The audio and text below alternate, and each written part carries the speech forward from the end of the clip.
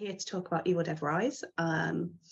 It's about to be unleashed into people's homes. And I guess we should probably go back to the beginning. And you were writing this film during the height of the pandemic. Do you think that any of those COVID anxieties kind of seeped their way in? I think they definitely did. I think it got me to focus quite hard because I'd nowhere else to go but sit on my bed and actually write the screenplay.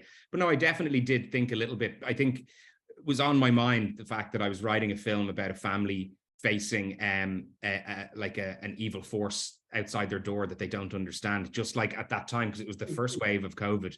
You know, you remember talking to friends like, I read this or I heard that, or anything was kind of possible at that point in time. So I do think that there was some sort of commonality between what me and the rest of the world was going through and what I was writing and what was happening in the script. And I definitely found that I had time to almost like look around my space more. Like things like the cheese grater in the movie came from, actually, I wasn't writing in my office or I wasn't writing in a library. I was around all these domestic items. So it kind of worked out. It was the right place to work on this story. Yeah, I mean, it's funny that you mentioned the cheese grater. You've kind of given it a new life and a new use, and also made the film made the title card popular again. You know, what did you think of the reaction to both of those elements?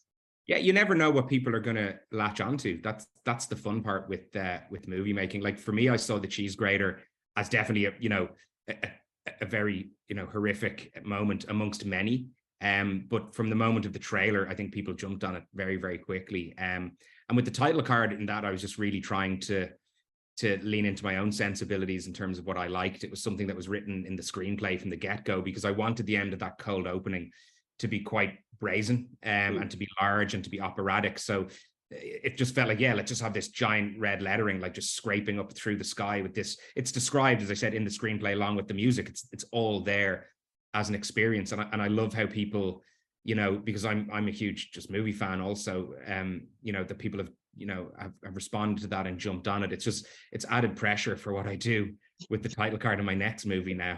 That might eat up a few days of work in screenplay writing. Yeah, definitely. And the Evil Dead franchise has a lot of masculine energy. You know, most of the films focus on Ash, and even the remake, about 50% of the characters were male. But Evil Dead Rise instead focuses on sort of two women, two sisters, two mothers. What do you think that this new feminine energy brings to the series?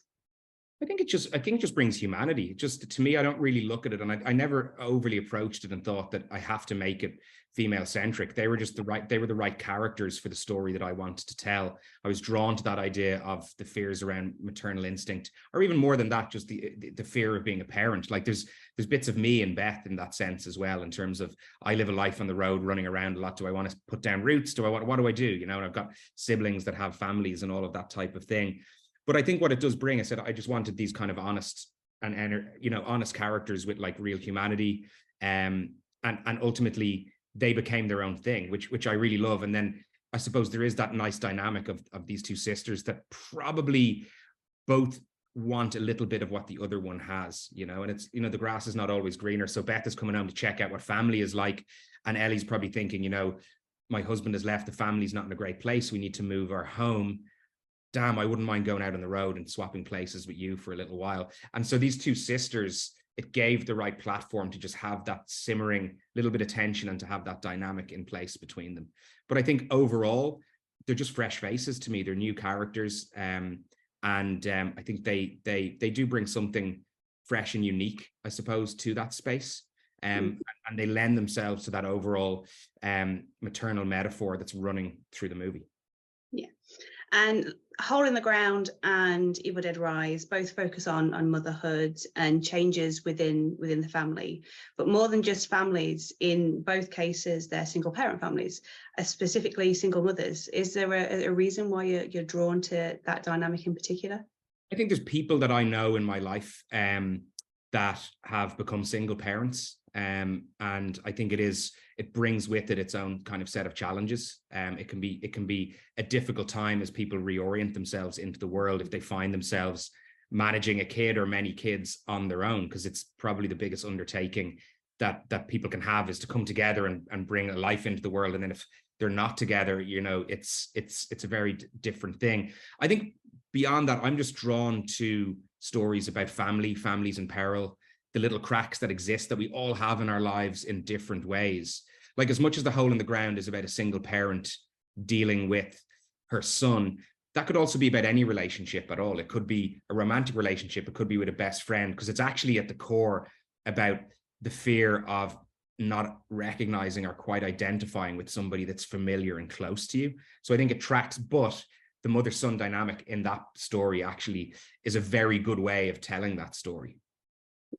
A common theme from Ghost Train, Hole in the Ground, Evil Dead Rise is it's pretty clear that you enjoy putting children in peril. It's always a yeah. it's always a fun taboo to see explored on screen. Yeah. But how do you go about working with those young actors? I imagine that both finding the right child and the agreeable parent can be quite tricky. Yeah, you've hit the nail on the head, because I think, you know, identifying the talent is the most important thing with an actor of any age. But like when you're dealing with a kid, you really need to identify what their ability is, what they can and can't do. And in some respects, it's actually very apparent.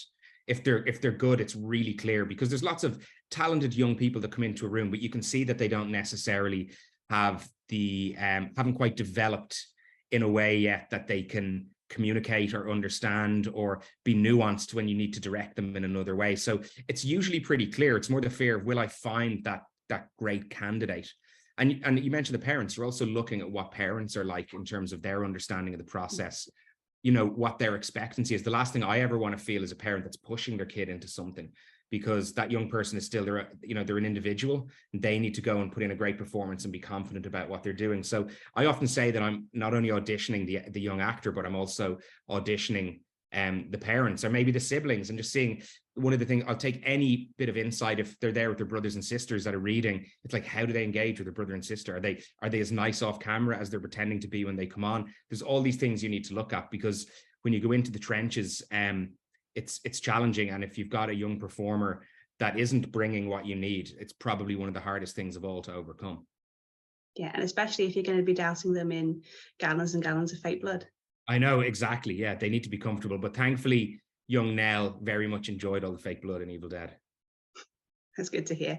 And speaking about the book itself, me and a few friends noticed that there's a few Celtic passages and things in there. Was that a deliberate thing from yourself to kind of bring a bit of your own history into the book? Yeah, definitely. I think there's a number of little kind of Irish touches in the movie. So there's little Celtic touches in the book, like the opening, when they open the page, and it's not something we'd seen before. It's almost been titled what it is. That was based on Ogham, which is like this ancient Irish writing, which was like carved into stones, a series of lines that was used to communicate things.